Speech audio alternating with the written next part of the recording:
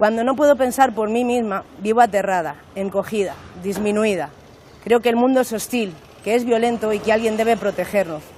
Cuando mi opinión no la construyo y dejo que me convenzan, me condeno a cadena perpetua, me frío en la silla eléctrica, me quedo en el terror, excluida, con una mirada tétrica, pensando que no soy fuerte y que el enemigo es la ética.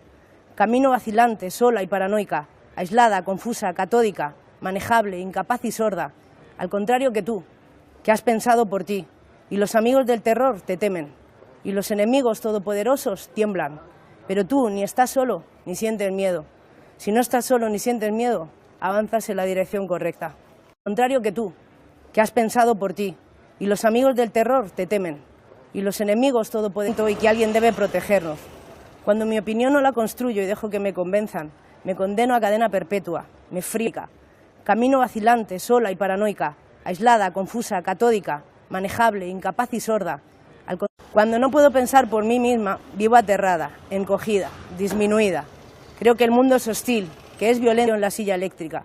Me quedo en el terror, excluida, con una mirada tétrica, pensando que no soy fuerte y que el enemigo es la ética. Ni estás solo, ni sientes miedo.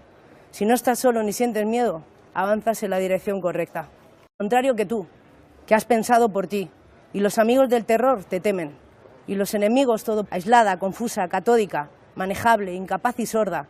Al contrario que tú, que has pensado por ti, y los amigos del terror te temen, y los enemigos todopoderosos tiemblan, pero tú y que alguien debe protegernos. Cuando mi opinión no la construyo y dejo que me convenzan, me condeno a cadena perpetua, me frío, camino vacilante, sola y paranoica, aislada, confusa. Cuando no puedo pensar por mí misma, vivo aterrada, encogida, disminuida. Creo que el mundo es hostil, que es violento y que alguien debe protegernos.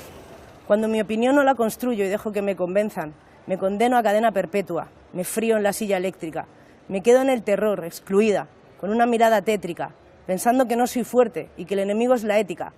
Camino vacilante, sola y paranoica,